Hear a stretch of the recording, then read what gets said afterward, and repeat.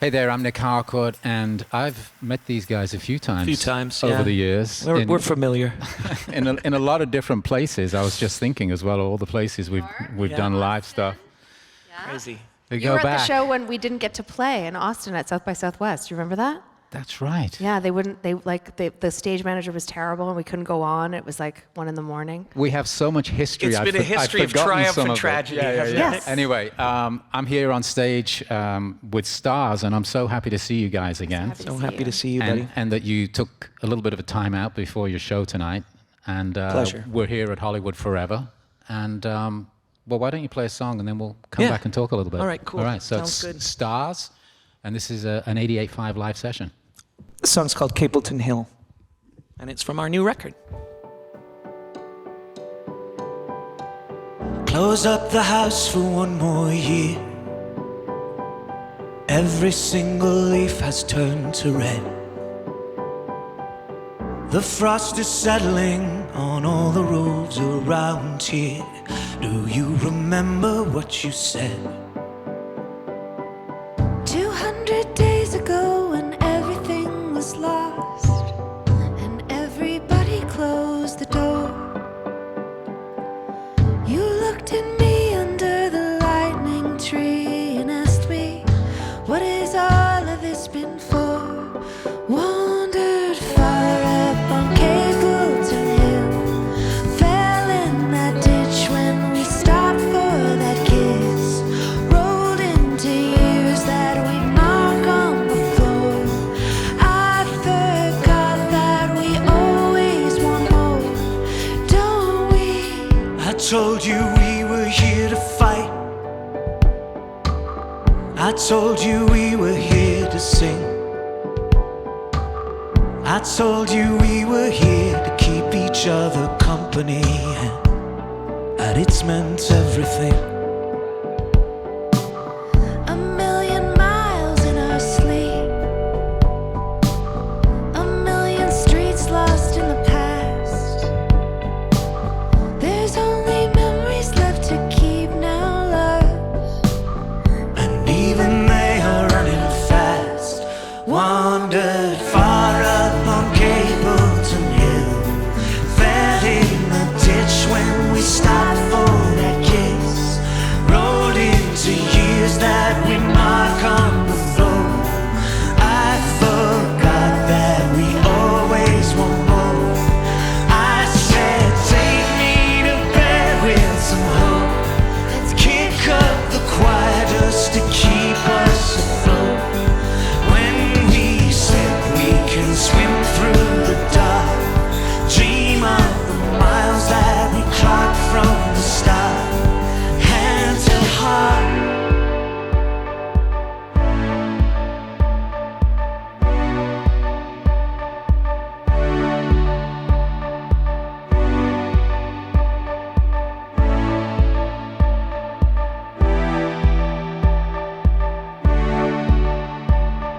Sweeping up the ashes of the fire from when we set ourselves alight. A different sea of faces singing all our songs to us in a different city every night. Close up the house for one more year. Wave to the lake and drive away. That feeling in your chest, it isn't fear. It's just the passing of the day. Wandered far up on Capelton Hill, fell in a ditch when we stopped for that kiss, rolled into years that we mark on the floor. I forgot that we always want more.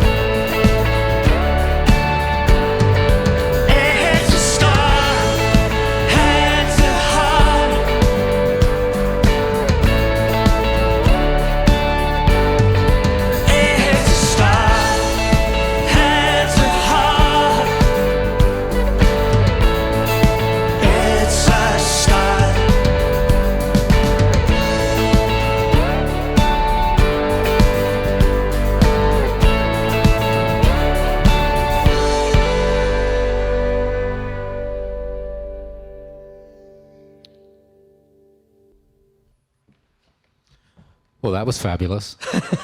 We try to be, Nick. We try to be. Try to be. Doesn't always work, but most of the time. I guess that's essentially the title cut of the album, right? It is. I'm sure the other members of this band will attest. I have a thing about pronouns or like things, like what is it, the thing that you add on to something? Like it can't just be... Because fluorescent light, and yes, then there is no love in fluorescent light. I'm always never trying to be more simple, specific. But the thing is that song's called Capelton Hill because it's about us and this place, North Hatley, that my family have had a house in for 120 years. But it's only a house you can live in the summer. There's no heat. So every year we close this place up, and it's a very palpable reminder of time passing and of how many more times you might get to open and close this house. And Stars have spent many times together there. We recorded some of Set Yourself on Fire there and wrote some of it, and so it's been a really important place to us. But From Capelton Hill, which is the name of the album, is more like saying, like, you know, everything changes. Everything has changed to all of us. It's been a shock over the last couple of years. But when you're on Capelton Hill, things don't change. You know, every year I go back and the house is still there, and it's still the same old ratty furniture, and it still smells like wood, and it's still... Nothing changes, and I think we wanted to try and give people some place to go in the music that was a place of peace where things weren't turbulent and weren't constantly changing, you know. So a lot of the record is about that. Kind of like the weather in Los Angeles. Yeah, a sunny day every day. It never changes, and I have like a thing where I lived here for a little bit, and I'm a weather girl. I'm a northern girl. So I was like, I don't understand how they know that the days are passing or the time is passing because nothing ever changes. It's true. And then that's why I think so many people get plastic surgery here because they look in the mirror and they're like, wait a minute, no time has passed. And then we're like, we close up the house, and then we open the house, and then there's a winter. And so anyway, that's my theory. Well, it's a little bit different though. Up where is the house? It's in Quebec, about an hour and a half south of Montreal, in the eastern townships. So weather-wise, a little bit different. You can't be there in the winter. From Los Angeles, once October comes, it's over. Are there ghosts in the house? You know, it's Definitely. funny. There are. Well, I had Definitely, a guy. Amy says. I had a guy on the porch last year who claimed to be a medium, and he said there were not ghosts in the house. And I can be there, and it's quite spooky because it's quite old. I can be there alone and not be scared. But I think the reason maybe is because the ghosts love me. Yeah. And then you turned around and he was gone. There. We were Yes, just my there. dad is we present, did for sure. our record release, and like something happened, and I actually was putting a screen up because we were just opening it for the year, and I was putting a screen out, and then it fell into the bushes below, and I was like, Douglas, that was it. And then of course, you know, I could hear him like, oh, darling, you should have had so much wine at the party, you know. And I was like, Duggar. My dad loved it a lot. He liked to sit on the porch and watch Last the place I leaves saw him. change. So. You're going to play a couple of more songs for us, Yeah. but before you get into the next one, tell us about the beginnings of this album, because obviously you just alluded in the at the beginning of the conversation to the fact that it's been a tough couple of years for a lot of people, and especially in the artistic community, and a lot of bands and artists didn't work for a long, long time. So did you... We got kind of lucky in a way because we had finished a cycle. So we didn't have plans for the year that were big. You know, we were going to try and make the record, but we weren't touring. I mean, I know so many friends who, they had their whole cycle ready, made beautiful records, and then the record disappeared because they couldn't go tour it. They couldn't do any of that. So that didn't happen to us, but we were apart, and we were trying to write the record. And we very much wanted, Evan especially at the beginning of this process, was like, I really want to make this record together in a room and do this. And then, of course, we were thousands of miles away from each other, so we had to adjust. But it kind of was like a long period of writing occasionally, and then once we started getting back to semi-normal life and we could be together again, it all happened quite quickly, actually. And Evan and Chris Seligman They over were there, always right. they bubbled. Like, we bubbled as a family. So we have 2 kids, and we found this cottage in the Laurentians that my mom's friend owned, and no one was going. And she's like, I went there for a weekend, and I was like, oh, we're not leaving. And then Sully brought up a lot of his gear. That's his nickname, Chris Seligman.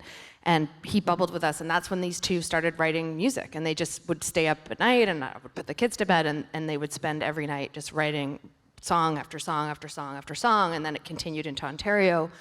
And then that we kind of ended up being exactly how we always write, even though this was the time where we wanted to all do it in the same room together. But Capelton Hill was written in Like he had the beginnings of it, and the music had been written, but we finalized it in the room. I kind of came up with a chorus, and yeah, I felt like the record was made in a very short space of time in a weird way, because until I'm with them, it's just, you know, I'm sitting looking at a screen trying to pretend to be a musician. You were sending like the saddest stuff. Like you would send like, if I never see London again, like they would send him music, and it was sad music, and then he would send it back, and I was like, oh God. So I would send back Pretenders, being like, I'm gonna try to cheer Torquil up, like.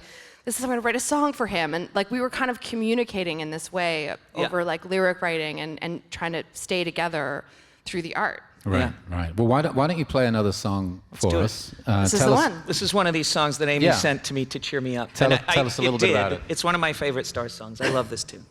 All the ones I had absolutely nothing to do with, absolute favorites. Come on, Build a Elevator, Fire. Love Letter, love it. What's become of you in that bed? Painted the walls with all those pretty things you said. I was the girl, you were the one. We were certain it would go on. When we were happy, hopping turnstiles, we said goodbye to the dive bar. That gilded foyer unfolded. We were Rockefellers. We were the best of the pretenders. All our bets on being young forever.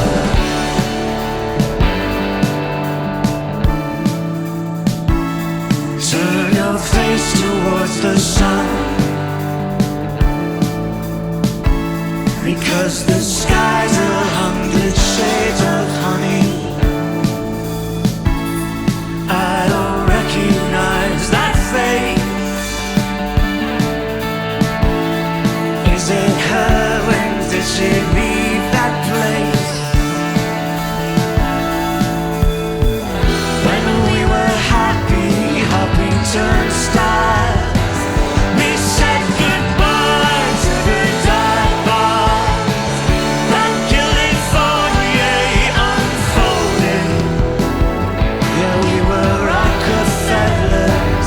We were the best of the pretenders. All our bets on being young forever.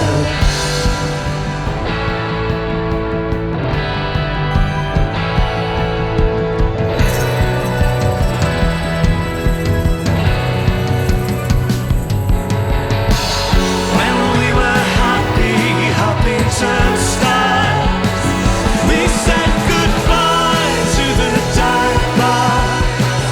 That gilded foyer unfolded. Yeah, we were Rockefellers. We were the best of the pretenders. All our bets on being young forever. We lay our bets. We lay our bets on being young forever. We made our bets. We laid our bets on being young, young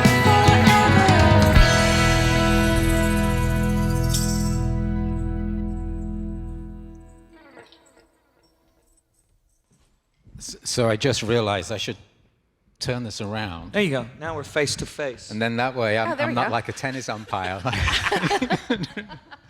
it's no good for the It's cameras. no good for the cameras, but radio's not a visual medium, but thank the God audio for part of us. it. Yeah. So, you know, we alluded at the beginning of the conversation that we've known each other a few years.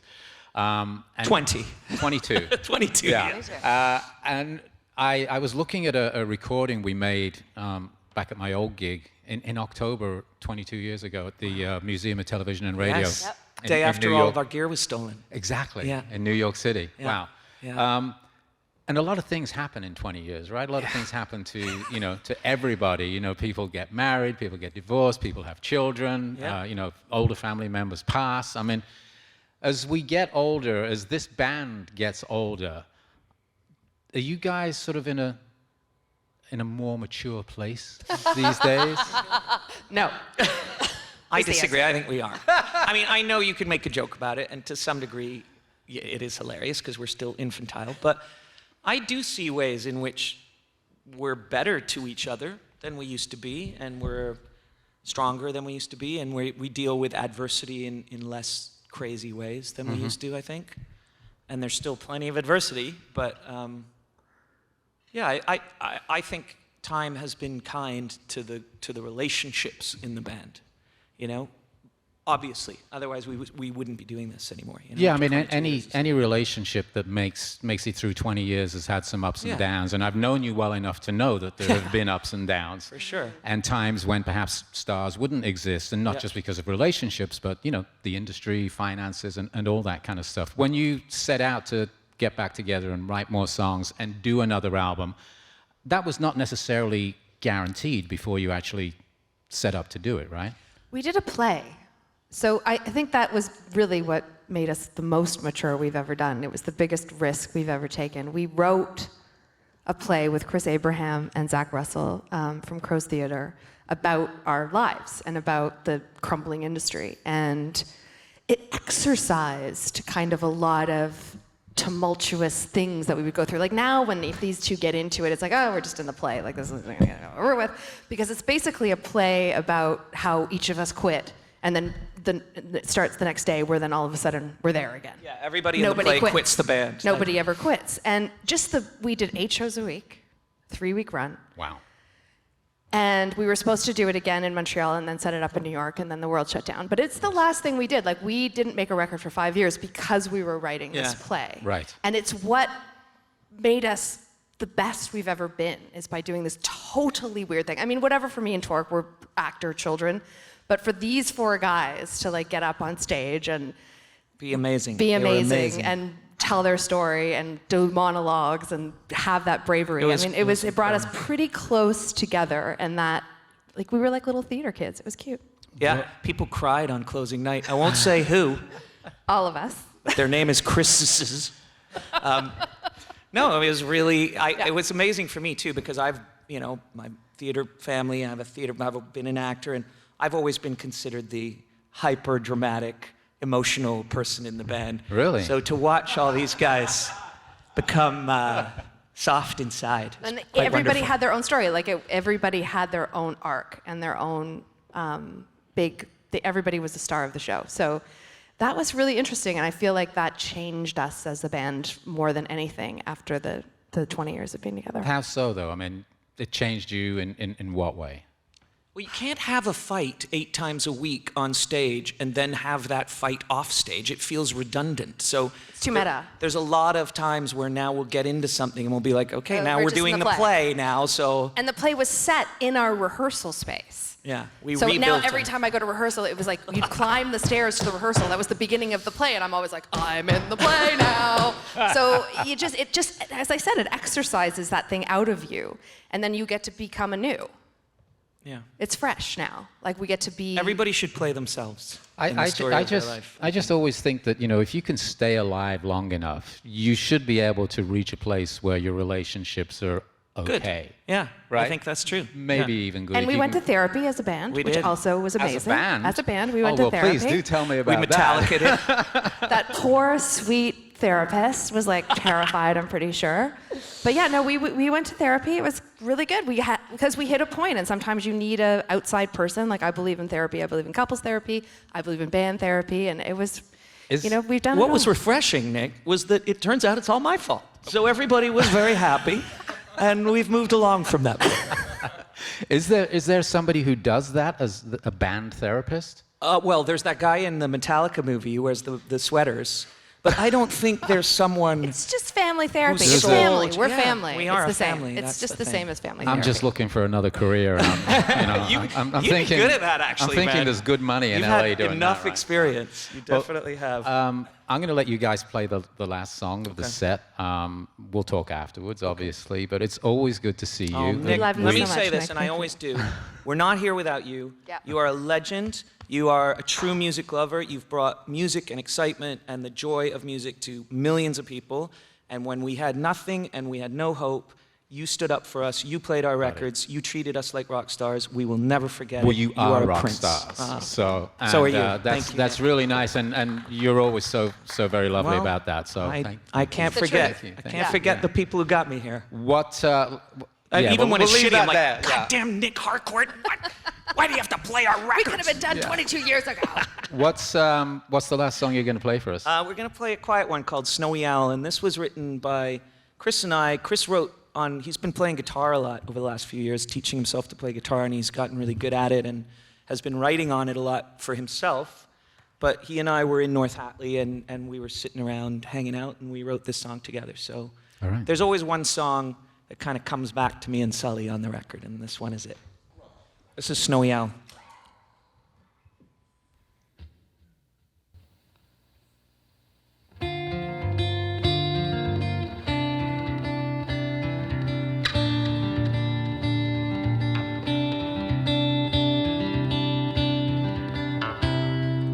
Nothing here has changed except you. Same old town, same lives passing through.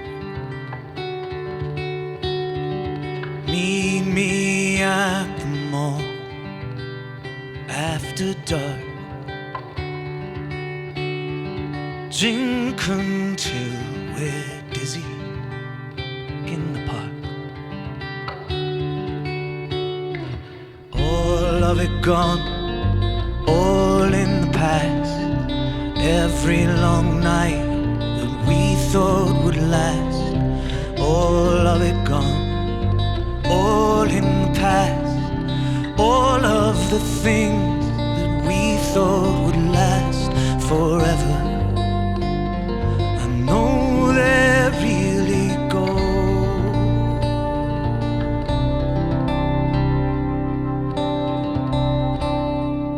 You don't look the same. You look older. Hold me close to you. It's getting colder. We can change the end, 'cause it's been written. I'm trying to take the last chance I'll be given. All of the dreams, all in the past. Every long night that we thought would last. All of the dreams, all in the past. Every long night that we thought would last forever. I know they're really gone.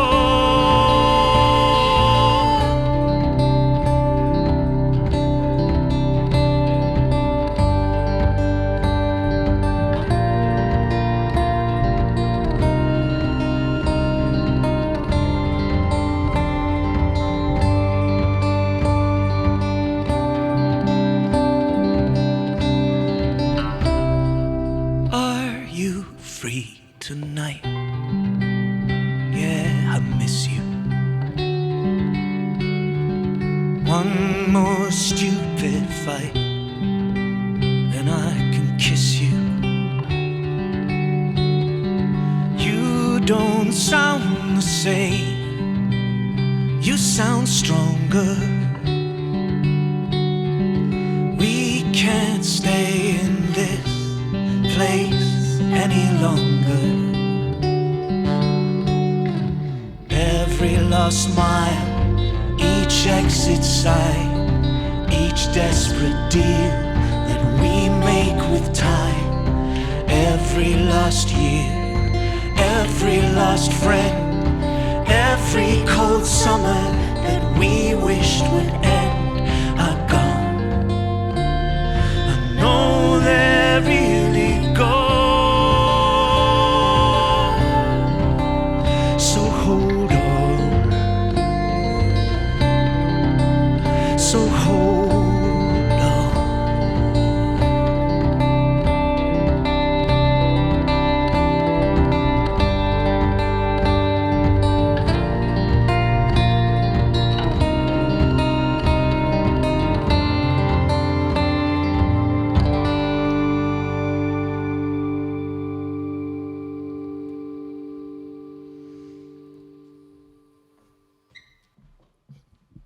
So that was an 88.5 Live with stars.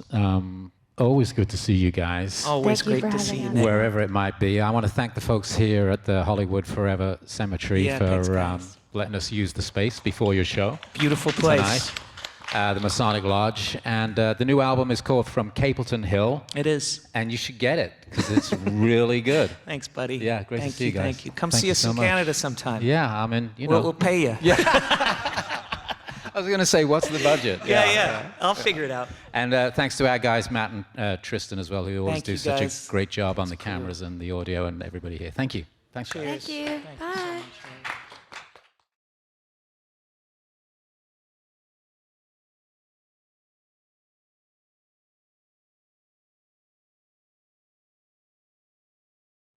If you love checking out this 88.5 Live, and you'd love to support this station and keep these musicians coming in here and doing these awesome, intimate performances where we get to sit and chat with them and get unique performances that you can't find anywhere else. Also, you can end up with this great vinyl. It is the Independent 88.5 FM Studio Sessions Volume 2. Find out more and donate today by going to 885fm.org.